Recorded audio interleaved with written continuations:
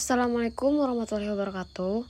Saya kembali dengan materi akuntansi pertanggungjawaban di sesi kali ini, yakni sesi 9. Ada pengertian akuntansi pertanggungjawaban. Akuntansi pertanggungjawaban merupakan sistem akuntansi yang mengakui berbagai pusat pertanggungjawaban pada keseluruhan perusahaan yang mencerminkan rencana dan tindakan setiap pusat pertanggungjawaban dengan menetapkan pendapatan dan biaya tertentu.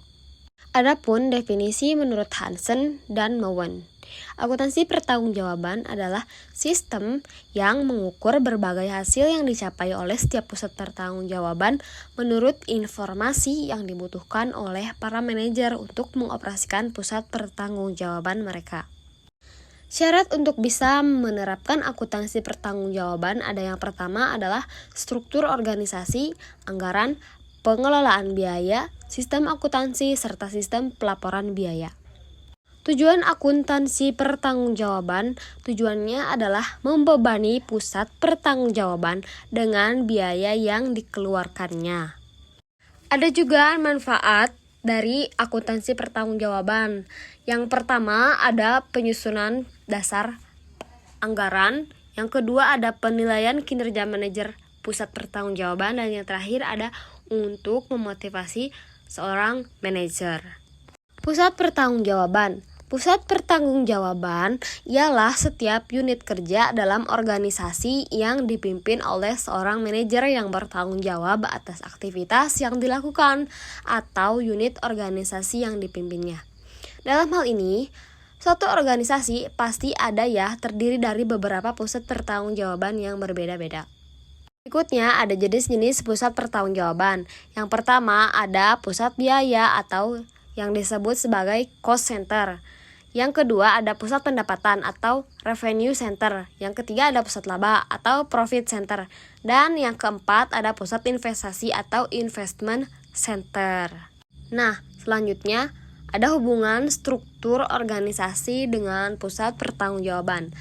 Ada dua tipe struktur organisasi yang berkaitan dengan pusat pertanggungjawaban, yaitu tipe pertama ada tipe organisasi fungsional dan tipe organisasi divisional untuk unit bisnis.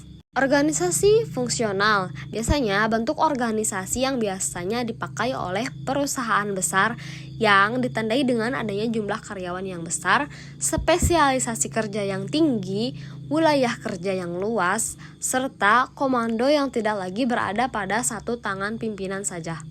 Sedangkan organisasi divisional, dalam organisasi ini pembagian organisasi berdasarkan pada divisi-divisi, yang dimana manajer perusahaan bertanggung jawab atas perusahaan secara keseluruhan. Manajer perusahaan punya wewenang penuh mengambil keputusan investasi. Pengukuran hasil kerja adalah berdasarkan biaya pada masing-masing divisi. Adapun biaya terkendali dan tak terkendali. Perpisahan biaya menjadi terkendali dan tak terkendali bagi seorang sejak penetapan anggaran adalah sangat penting agar tidak terjadi pertanggungjawaban ganda terhadap biaya tertentu dan agar setiap pimpinan pusat biaya dapat mengetahui dengan jelas batas-batas tanggung jawabnya ada di mana saja. Adapun yang dinamakan informasi akuntansi pertanggungjawaban, yang dimana informasi akuntansi tersebut merupakan informasi biaya, pendapatan, dan aktiva yang dihubungkan dengan manajer yang bertanggung jawab terhadap pusat pertanggungjawaban tertentu.